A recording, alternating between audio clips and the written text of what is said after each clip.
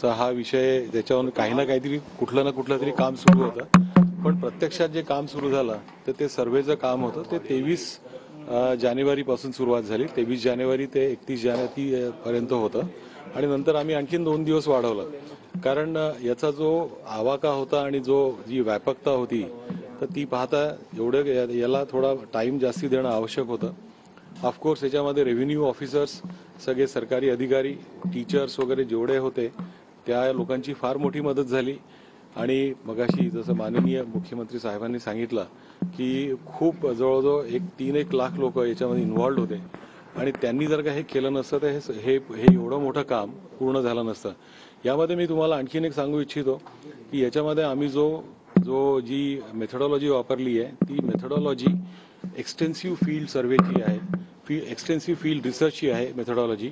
आणि याच्यामध्ये आम्ही संपूर्ण महाराष्ट्रातली राहणारी पॉप्युलेशन, ॲडल्ट पॉप्युलेशन यांना आम्ही टार्गेट केलं होतं. तर ही टार्गेट करताना ऑफकोर्स म्हणजे जे काही सर्वेच्या मेथड्स आहेत, मेथडॉलॉजी आहेत आणि याच्यामध्ये आरक्षित लोक वगळण्यात आले होते, परंतु त्यांना आम्ही कव्हर केलं होतं. जसं कळलं की हे आरक्षणामध्ये आहे तर मग त्यांना पुढे सर्वेमध्ये घेण्यात आलं नाही. असं मिळून जवळजवळ 1,58,00,000 कुटुंब याच्यामध्ये कव्हर झालीत. आणि हा जो सर्वे केला आहे, हा जो स्टडी आहे, हा आमच्या माहितीनुसार भारतातला पहिला प्रयत्न आहे आणि हा पहिला सर्वे आहे की ज्याच्यामध्ये संपूर्ण एखाद्या राज्याची जवळजवळ संपूर्ण एलिजिबल पॉप्युलेशन कव्हर झालेली आहे. सर, मागच्या वेळेच्या कोणत्या त्रुटी आहेत त्या प्रामुख्याने यामध्ये दूर करण्यात आलेल्या आहेत? सर, मागच्या वेळेच्या कोणत्या त्रुटी आहेत त्या प्रामुख्याने याच्यामध्ये दूर करण्यात आलेल्या? नाही, आम्ही आता त्रुटी म्हणजे कसं आहे की आता अहवालामध्ये आम्ही सगळं नमूद केलेलं आहे की अगोदरच्या काही त्रुटी होत्या की नव्हत्या, कसं होतं. आणि सगळे जेवढे मंडल कमिशन म्हणजे काका कालेलकर कमिशन पासून जेवढे कमिशन झाले, नॅशनल लेवलचे कालेलकर कमिशन, मंडल कमिशन आणि नंतरचं नॅशनल बॅकवर्ड क्लासेस कमिशन, हे सेंट्रल लेवलचे कमिशन्स होते. आणि महाराष्ट्रातले जेवढे कमिटीज झाल्या त्यांचे अहवाल पण आम्ही तपासले, ते बघितले. त्याच्यामध्ये त्यांनी काय रेकमेंड केलं, त्यांनी कुठली मेथडॉलॉजी होती हे पण झालेलं आहे. परंतु कसं आहे की काय निष्कर्ष काय झाले, कसं झालं हे आम्हाला सांगायचा अधिकारच नाही आहे. आणि तो जो अधिकार आहे तो सरकारचा आहे, त्यामुळे त्याच्याबद्दल आम्ही काही बोलू शकत नाही. आणि मी जे आता तुम्हाला सांगितलं हे एक्झॅक्टली टर्म्स ऑफ रेफरन्सनुसार आहे. म्हणजे जे आम्ही कार्य केलेलं आहे, म्हणजे हे कमिशन्सचं वगैरे तपासणं वगैरे, हे टर्म्स ऑफ रेफरन्समध्ये, आणि टर्म्स ऑफ रेफरन्स या ऑलरेडी पब्लिक डोमेनमध्ये आहे. म्हणून मी तुम्हाला सांगितलं, पण अहवालामध्ये काय आहे याच्याबद्दल आम्हाला सांगायचा काहीही अधिकार नाहीये, तो राज्य सरकारचा आहे.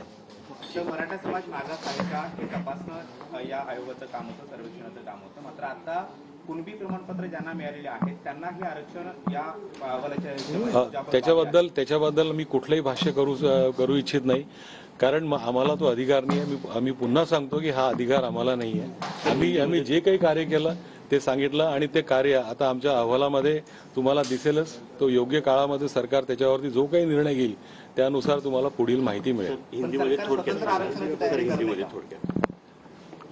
अब देखिए, ये जो है ना, ये जो सर्वे है, सबसे पहली जो बात है कि इस टाइप का सर्वे जिसमें करीबन एक स्टेट की एंटायर पॉपुलेशन कवर हो चुकी है, इस टाइप का सर्वे हमारी जानकारी के हिसाब से सारे भारतवर्ष में पहली बार हुआ है. इतनी बड़े पैमाने पर कोई सर्वे अब तक के सोशियोलॉजिकल स्टडी जिसे कहते हैं वो नहीं हुआ है, ये हमारी जानकारी है. क्योंकि हमने जो भी कमीशन के रिपोर्ट्स देखे हैं इसके पहले नेशनल लेवल के, वो इतने बड़े पैमाने पर नहीं थे. अब ये हो सकता है कि किसी राज्य में इससे भी बड़ा सर्वे हो सकता है, पर हमारी जानकारी में इतना बड़ा सर्वे नहीं है. और इसके लिए जैसे हमने कहा कि इसमें बहुत बड़ी मशीनरी इसमें लगाई गई थी, जिसमें करीबन 3 से 4 लाख तक लोग इसमें इन्वॉल्व थे. रेवेन्यू के ऑफिसर्स थे, डिफरेंट एजुकेशन डिपार्टमेंट के थे, टीचर्स लोग थे, जो भी अवेलेबल थे वो लोग थे. उनको सबको ट्रेनिंग दिया गया था और वो ट्रेनिंग देके और वो बाय गॉड्स ग्रेस वो उन लोगों ने सबने अच्छा काम किया. दूसरी बात है, इंटरनेट भी अच्छे से काम किया. और जो एप्लीकेशन था वो एप्लीकेशन में भी जो भी हमने थोड़ा बहुत इनिशियल जो टीदिंग ट्रबल्स कहते हैं, तो वो टीदिंग ट्रबल्स आए थे, पर वो भी हमारे एक्सपर्ट टीम ने, रेवेन्यू ऑफिसर्स की एक्सपर्ट टीम ने और एनआईसी के ऑफिसर्स ने वो दूर किए। और बस भगवान के आशीर्वाद है कि इतना बड़ा चैलेंजिंग टास्क वो हम लोग इतने कम समय में कर पाए। या अहवालाच्या माध्यमातून सरकार स्वतंत्र आरक्षणाची तयारी करते। आता याच्यापुढे मला अजून मी काही बोलू शकत नाही। Thank you so much. 3 ते 4 लाख लोकांनी मिळून हा सर्व्हे केलेला आहे। अतिशय बारकावे या सर्व्हेमध्ये पाहण्यात आलेले आहेत। पहिल्यांदाच एवढा मोठा सर्व्हे करण्यात आलेला आहे अशी प्रतिक्रिया देण्यात आलेली आहे। अधिवेशनामध्ये या अहवालावर चर्चा होणार आहे असं मुख्यमंत्री एकनाथ शिंदे यांनी सुद्धा म्हटलंय।